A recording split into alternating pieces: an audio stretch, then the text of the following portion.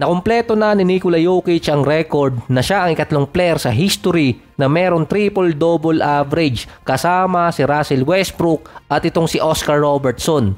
Siya yung pangatlo pero siya pa rin ang una na sentro na nakapagtala ng triple-double. Nilaglag ng Nuggets sa play-ins yung Memphis, number 8 na sa standing.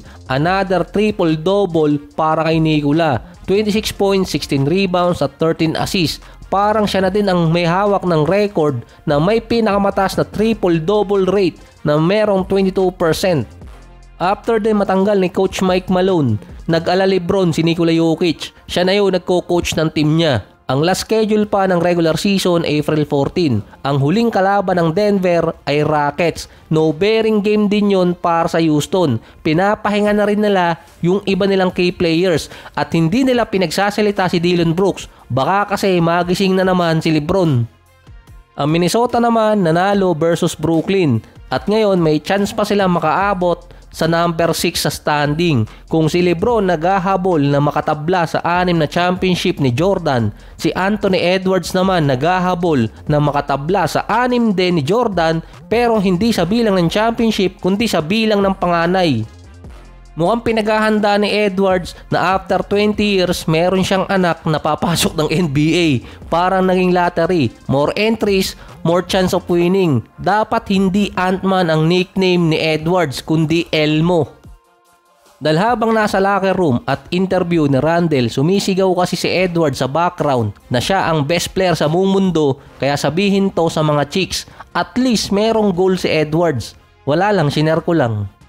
Muntikan pang mga Golden State yung Clippers kontra Sacramento, gahibla lang ng buhok yung lamang 101-100. Yung 3-point shot ni DeMar DeRozan sumablay. Sinasabi ng ibang fans doon bakit walang foul dahil merong konta kay Zubac. Naka-vertical kasi si Zubac noon tapos si DeMar ang nag-initiate ng contact. Pangalawa, hindi naman siya si SGA para tawagan ng referee. Andun pa si Commissioner na kinabahan din ata at napatayo. Baka may chance pa yung Battle of LA sa first round. Nagkaroon pa ng tamang hinala yung mga fans na kaya hindi nakakakuha ng foul yung Clippers kontra Sacramento dahil andun si Commissioner. Baka kasi may chance pang magkaroon ng Battle of LA kung natalo yung Clippers kontra Sacramento. Si LeBron naman may sariling bersyon na ng manika na trending ngayon. Teka, hindi pala yan ng balita. Base kasi sa report, mukhang nagkaroon ng groin injury si LeBron sa game ng Lakers at Rockets na nakuha noong third quarter. Bad timing pa yon para sa LA. Na mukhang nagkamali pa ng pagkakatansya sina JJ Redick pati yung management ng Lakers.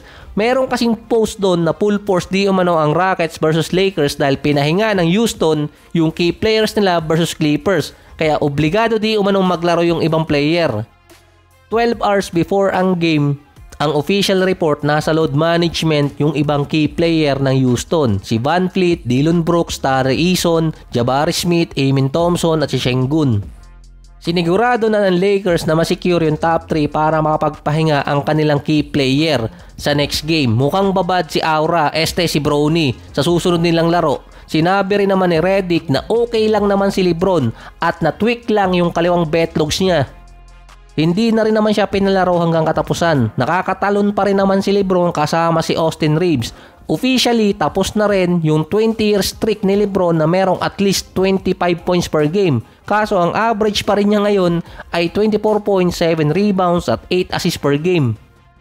Nakuha na rin ng Lakers yung weakness ni Nikola Jokic na 50 wins. First time din since 2020. Mag-iintay na lang din ng Lakers kung sino sa Clippers, Nuggets, Minnesota or Warriors ang makakalaban nila sa first round ng playoffs. Magiging kabracket din naman nila yung Houston. Either makakatapat nila sa second round kung walang ma-upset na team. Puwera usog.